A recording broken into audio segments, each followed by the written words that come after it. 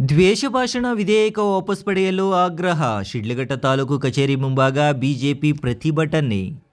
ಕರ್ನಾಟಕ ಸರ್ಕಾರ ಜಾರಿಗೊಳಿಸಲು ಮುಂದಾಗಿರುವ ದ್ವೇಷ ಭಾಷಣ ಮತ್ತು ದ್ವೇಷ ಅಪರಾಧಗಳ ಪ್ರತಿಬಂಧಕ ವಿಧೇಯಕ 2025 ತಕ್ಷಣವೇ ವಾಪಸ್ ಪಡೆಯಬೇಕೆಂದು ಆಗ್ರಹಿಸಿ ಶಿಡ್ಲಘಟ್ಟ ತಾಲೂಕು ಕಚೇರಿ ಮುಂಭಾಗ ಭಾರತೀಯ ಜನತಾ ಪಕ್ಷದ ವತಿಯಿಂದ ಬುಧವಾರ ಸಂಜೆ ಪ್ರತಿಭಟನೆ ನಡೆಯಿತು.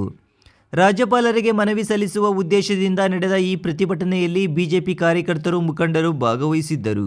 ಬಳಿಕ ರಾಜ್ಯಪಾಲರಿಗೆ ತಲುಪುವಂತೆ ಗ್ರೇಡ್ 2 ತಹಶೀಲ್ದಾರ್ ಮಂಜುನಾಥ್ ಅವರಿಗೆ ಮನವಿ ಪತ್ರ ಸಲ್ಲಿಸಲಾಯಿತು.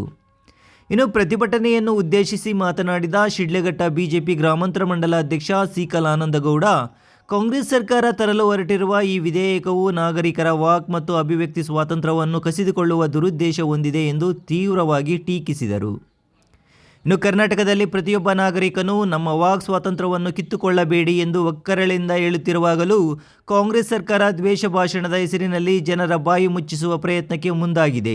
ಸರ್ಕಾರದ ಈ ಉದ್ದೇಶವು ಚಿಕ್ಕ ಮಕ್ಕಳಿಗೂ ಅರ್ಥವಾಗುವಂತಾಗಿದೆ ಎಂದು ಅವರು ವ್ಯಂಗ್ಯವಾಡಿದರು. ಕಳೆದ 2.5 ವರ್ಷಗಳಲ್ಲಿ ಕಾಂಗ್ರೆಸ್ ಸರ್ಕಾರದ ಆಡಳಿತವು ಭ್ರಷ್ಟಾಚಾರ, ಅನಾಚಾರಗಳಿಂದ ತುಂಬಿ ತುಳುಕುತ್ತಿದೆ. ರಸ್ತೆಗಳಲ್ಲಿ, ಊರುಗಳಲ್ಲಿ, ಟೀ ಅಂಗಡಿಗಳಲ್ಲಿ ಎಲ್ಲೆಡೆ ಜನರು ಸರ್ಕಾರದ ವಿರುದ್ಧ ಮಾತನಾಡುತ್ತಿದ್ದಾರೆ. ಇಂತಹ ಭ್ರಷ್ಟ ಸರ್ಕಾರವನ್ನು ತಮ್ಮ ಜೀವನದಲ್ಲೇ ನೋಡೇ ಇಲ್ಲ ಎಂದು ಆನಂದಗೌಡ ಆರೋಪಿಸಿದರು. ಸರ್ಕಾರ ತನ್ನ ತಪ್ಪುಗಳು, ಭ್ರಷ್ಟಾಚಾರಗಳನ್ನು ಮುಚ್ಚಿಕೊಳ್ಳಲು ದ್ವೇಷ ಭಾಷಣ ಎಂಬ ಪದದ ಹಿಂದೆ ಅಡಗಿಕೊಳ್ಳುತ್ತಿದೆ. ಸರ್ಕಾರದ ವಿರುದ್ಧ ಪ್ರಶ್ನೆ ಮಾಡುವ ಧ್ವನಿಗಳನ್ನು ದಮನ ಮಾಡುವ ಉದ್ದೇಶದಿಂದ ಈ ವಿಧೇಯಕವನ್ನು ತರಲಾಗುತ್ತಿದೆ. ಇದರ ಮೂಲಕ ಪತ್ರಿಕಾ ಸ್ವಾತಂತ್ರ್ಯವನ್ನು ಕಸಿದುಕೊಳ್ಳುವ ಪ್ರಯತ್ನ ನಡೆಯುತ್ತಿದೆ. ಇದು ಇಂದಿರಾ ಗಾಂಧಿ ಕಾಲದ ದಮನಕಾರಿ ಆಡಳಿತವನ್ನು ಮತ್ತೆ ನೆನಪಿಸುತ್ತಿದೆ ಎಂದು ಅವರು ಕಿಡಿಕಾರಿದರು. ವಾಲ್ಮೀಕಿ ನಿಗಮದ ಹಗರಣದಿಂದ ಹಿಡಿದು 5 ಗ್ಯಾರಂಟಿಗಳ ಹೆಸರಿನಲ್ಲಿ ನೀಡಿರುವ ಬೋಗಸ್ ಭರವಸೆಗಳವರೆಗೆ ಅನೇಕ ಭ್ರಷ್ಟಾಚಾರಗಳು ನಡೆದಿವೆ. ಸದನದಲ್ಲೇ ಒಬ್ಬ ಸಚಿವರು ತಪ್ಪು ಮಾಹಿತಿಯನ್ನು ನೀಡಿದ್ದೇನೆ ಎಂದು ಒಪ್ಪಿಕೊಂಡು ಕ್ಷಮೆ ಕೇಳಿರುವುದೇ ಸರ್ಕಾರದ ವೈಫಲ್ಯಕ್ಕೆ ಸಾಕ್ಷಿಯಾಗಿದೆ ಎಂದು ಹೇಳಿದರು. SC/ST ಸಮುದಾಯದ ಅಭಿವೃದ್ಧಿಗೆ ಮೀಸಲಿಟ್ಟ ಹಣವನ್ನು ಚುನಾವಣೆಗಳಲ್ಲಿ ದುರುಪಯೋಗಪಡಿಸಿಕೊಂಡಿರುವ ಆರೋಪಗಳು, ಗೃಹಲಕ್ಷ್ಮಿ ಯೋಜನೆಯ ಹಣವನ್ನು ಬೇರೆ ರಾಜ್ಯದ ಚುನಾವಣೆಗೆ ಬಳಸಿರುವ ವಿಚಾರಗಳು ಜನರಿಗೆ ತಿಳಿದಿದೆ. 5,000 ಕೋಟಿ ರೂಪಾಯಿ ಸಣ್ಣ ಮೊತ್ತವಲ್ಲ. ಈ ಎಲ್ಲ ಭ್ರಷ್ಟಾಚಾರಗಳನ್ನು ಜನಸಾಮಾನ್ಯರ ಮುಂದೆ ತಂದು ಹೋರಾಟ ಮಾಡುವ ಕೆಲಸವನ್ನು ಬಿಜೆಪಿ ಮಾಡಲಿದೆ ಎಂದು ಎಚ್ಚರಿಸಿದರು. ಯಾವುದೇ ಕಾರಣಕ್ಕೂ ಈ ದ್ವೇಷ ಭಾಷಣ ವಿಧೇಯಕವನ್ನು ಬಿಜೆಪಿ ಒಪ್ಪುವುದಿಲ್ಲ. ಎಷ್ಟೇ ಕೇಸುಗಳು ಹಾಕಿದರೂ, ಎಷ್ಟೇ ಬೆದರಿಕೆ ಒಡ್ಡಿದರೂ ಕಾಂಗ್ರೆಸ್ ಸರ್ಕಾರದ ಭ್ರಷ್ಟಾಚಾರವನ್ನು ಬಯಲಿಗೆಳೆಯುವ ಹೋರಾಟದಿಂದ ಹಿಂದೆ ಸರಿಯುವುದಿಲ್ಲ. ಮುಂದಿನ ದಿನಗಳಲ್ಲಿ ರಾಜ್ಯದ ಮೂಲೆ ಮೂಲೆಯಲ್ಲೂ ಹೋರಾಟಗಳು ಇನ್ನಷ್ಟು ತೀವ್ರಗೊಳ್ಳಲಿವೆ ಎಂದು ಅವರು ಹೇಳಿದರು. ಇನ್ನು ಈ ವೇಳೆ ತಹಶೀಲ್ದಾರ್ ಮುಖಾಂತರ ಕರ್ನಾಟಕ ರಾಜ್ಯಪಾಲರಾದ ಶ್ರೀ ತಾವರ್ ಚಂದ್ ಗೆಹ್ಲೋಟ್ ಅವರಿಗೆ ಮನವಿ ಪತ್ರ ಸಲ್ಲಿಸಲಾಯಿತು.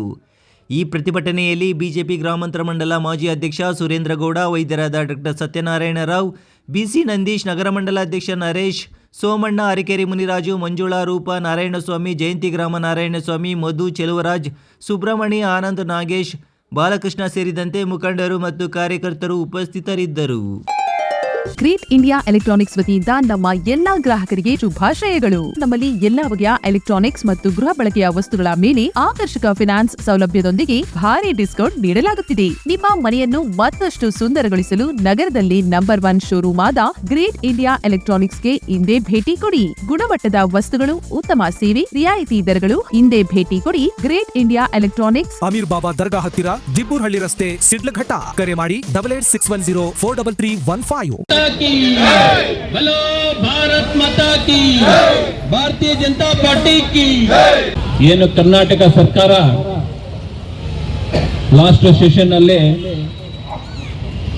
ಅನುಷ್ಠಾನಕ್ಕೆ ತರುತ್ತಿರುವ ದ್ವೇಷ ಭಾಷಣ ಮತ್ತು ದ್ವೇಷ ಅಪರಾಧಗಳ ಪ್ರತಿಬಂಧಕ ವಿಧೇಯಕ 2025 ಅದನ್ನ ಜಾರಿಗೊಳಿಸದಂತೆ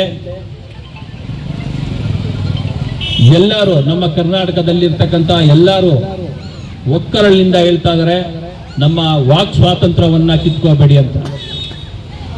ಇದು ಚಿಕ್ಕ ಮಕ್ಕಳನ್ನ ಕೇಳಿದ್ರು ಸಹ ಹೇಳ್ತಾರೆ. ಯಾವ ವಿಧೇಯಕವನ್ನ ಜಾರಿಗೊಳಿಸಲಿಕ್ಕೆ ಈ ಸರ್ಕಾರ ಹೋಗ್ತಾ ಇದೆ, ಕಾಂಗ್ರೆಸ್ ಸರ್ಕಾರ ಏನು ಉದ್ದೇಶವನ್ನು ಇಟ್ಕೊಂಡು ಹೋಗ್ತಾ ಇದೆ ಅನ್ನೋದು ಚಿಕ್ಕ ಮಕ್ಕಳನ್ನ ಕೇಳಿದ್ರು ಹೇಳ್ತಾರೆ. ಏನು 2.5 ವರ್ಷ ಆಯಿತು ಈ ಕಾಂಗ್ರೆಸ್ ಸರ್ಕಾರ ಅಧಿಕಾರಕ್ಕೆ ಬಂದು. 1-2 ಇವರು ಮಾಡಿರ್ತಕ್ಕಂಥ ಅನಾಚಾರಗಳು, ಭ್ರಷ್ಟಾಚಾರ ತುಂಬಿ ತುಳುಕ್ತಾ ಇದೆ. ಈಗಾಗಲೇ ರಸ್ತೆಯಲ್ಲಿ ನಿಂತು ಜನ ಮಾತನಾಡ್ತಾ ಇದ್ದಾರೆ. ಊರುಗಳಲ್ಲಿ ಮಾತನಾಡ್ತಾ ಇದ್ದಾರೆ, ಯಾವ ಟೀ ಅಂಗಡಿಗಳ ಹತ್ರ ಹೋದ್ರೂ ಮಾತನಾಡ್ತಾ ಇದ್ದಾರೆ ಈ ಸರ್ಕಾರದ ಬಗ್ಗೆ. ನಿಜವಾಗ್ಲೂ ಹೇಳ್ತಾ ಇದ್ದೀನಿ, ಇಂತಹ ಒಂದು ಭ್ರಷ್ಟ ಸರ್ಕಾರ ನಮ್ಮ ಜಾಯಮಾನದಲ್ಲೇ ನೋಡಿಲ್ಲ.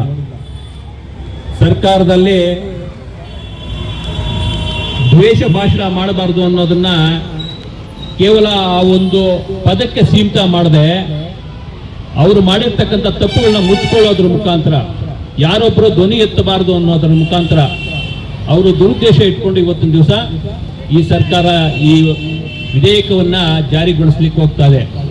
ಯಾವುದೇ ಕಾರಣಕ್ಕೂ ಭಾರತೀಯ ಜನತಾ ಪಾರ್ಟಿ ಇದನ್ನು ಒಪ್ಪೋದಿಲ್ಲ. ಭಾರತೀಯ ಜನತಾ ಪಾರ್ಟಿ ಜೊತೆ ಎಲ್ಲ ಸಾರ್ವಜನಿಕರು, ಪತ್ರಿಕೋದ್ಯಮ ಮಿತ್ರರು, ಪತ್ರಿಕಾ ಸ್ವಾತಂತ್ರ್ಯವನ್ನು ಸಹ ಅವರು ಕಸಿದುಕೊಳ್ಳಕ್ಕೆ ಹೋಗ್ತಾ ಇದ್ದಾರೆ.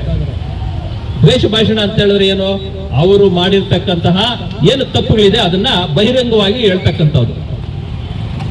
ಅದನ್ನ ಹೇಳಲಿಕ್ಕೂ ಸಹ ನಮ್ಗೆ ಸ್ವಾತಂತ್ರ್ಯ ಇಲ್ವಾ? ಇಂದಿರಾ ಗಾಂಧಿ ಕಾಲದಲ್ಲಿ ಯಾವ ರೀತಿ ಬೇರೆಯವರನ್ನ ತುಳಿದು ಸರ್ಕಾರವನ್ನ ರಚನೆ ಮಾಡ್ತಾ ಇದ್ರು, ಆ ತರದ ಒಂದು ಸೃಷ್ಟಿ ಈಗ ಮತ್ತೊಮ್ಮೆ ಮರುಕಳಿಸ್ತಾ ಇದೆ. ಇದು ಯಾವುದೇ ಕಾರಣಕ್ಕೂ ನಮ್ಮ ಭಾರತೀಯ ಜನತಾ ಪಾರ್ಟಿ ಸಹಿಸೋದಿಲ್ಲ.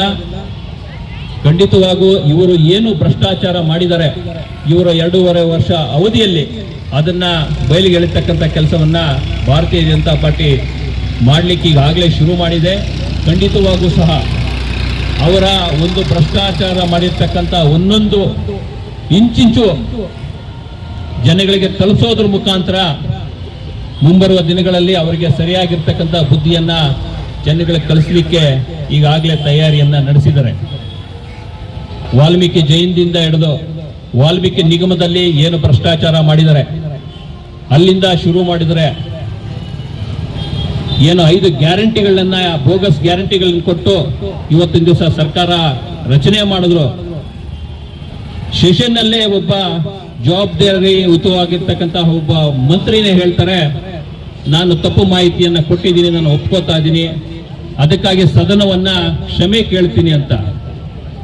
ಹಾಗಾದ್ರೆ ನಮ್ಮ ಭಾರತೀಯ ಜನತಾ ಪಾರ್ಟಿ ಅದನ್ನ ಬಯಲಿಗೆ ಎಳಿಲಿಲ್ಲ ಅಂತ ಹೇಳಿದ್ರೆ ಬರೀ 10 ಕೋಟಿ 20 ಕೋಟಿ ಅಲ್ಲ, ಸುಮಾರು 5,000 ಕೋಟಿ ನುಂಗಿ ನೀರು ಕುಡಿದು ಬಿಡ್ತಾ ಇದ್ರು ಈ ಸಿದ್ದರಾಮಯ್ಯ ಸರ್ಕಾರದಲ್ಲಿ ಇರ್ತಕ್ಕಂತಹ ಮಂತ್ರಿಗಳು. ಆಗಿರ್ಬೋದು, ನೀವು ಆ ದುಡ್ಡನ್ನ ಯಾವುದಕ್ಕೋಸ್ಕರ ಬಳಸಿದ್ರಿ, ಯಾರ ಅನುಮತಿ ಪಡೆದು ಬಳಸಿದ್ರಿ, ಎಲ್ಲೋಗಿದೆ, ಅದು ಸಂಪೂರ್ಣ ಮಾಹಿತಿ ನಮಗೆಲ್ಲ ಇದೆ. ಅದನ್ನ ಯಾವ ರೀತಿಯಾಗಿ ಮುಂಬರುವ ದಿನಗಳಲ್ಲಿ ಜನಸಾಮಾನ್ಯರೇ ರಸ್ತೆಯಲ್ಲಿ ನಿಮ್ಮ ಮಕ್ಕಕ್ಕೆ ಉಗಿತಕ್ಕಂಥ ಕೆಲಸವನ್ನ ಮಾಡ್ತಾರೆ.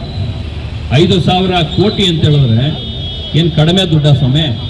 ಇದಕ್ಕೆ ಮುಂಚೆ ವಾಲ್ಮೀಕಿ ನಿಗಮದಲ್ಲಿ ಏನು SC/ST ಸಮುದಾಯಕ್ಕೆ ಸಂಬಂಧಪಟ್ಟ ಹಾಗೆ ಅವರ ಒಂದು ಉದ್ಧಾರಕ್ಕೋಸ್ಕರ ಮೀಸಲಾಗಿರ್ತಕ್ಕಂಥ ದುಡ್ಡನ್ನ ಆಂಧ್ರ ಎಲೆಕ್ಷನ್ ಬಳಸಿದ್ರೆ, ಈ ಬಾರಿ 5,000 ಕೋಟಿ ಗೃಹಲಕ್ಷ್ಮಿ ತಾಯಂದ್ರ ಕೊಡ್ತಕ್ಕಂಥ 2,000 ಇದನ್ನ ನೀವು ಬಿಹಾರ್ ಎಲೆಕ್ಷನ್ ಬಳಸಿದ್ರಿ. ಇದೇ ರೀತಿಯಾಗಿ ಮುಂದುವರಿಲಿಕ್ಕೆ ಮುಂದಿನ ದಿನಗಳಲ್ಲಿ ನಿಮಗೆ ಯಾವುದೇ ಅವಕಾಶವನ್ನ ನಮ್ಮ ಭಾರತೀಯ ಜನತಾ ಪಾರ್ಟಿ ಕೊಡೋದಿಲ್ಲ.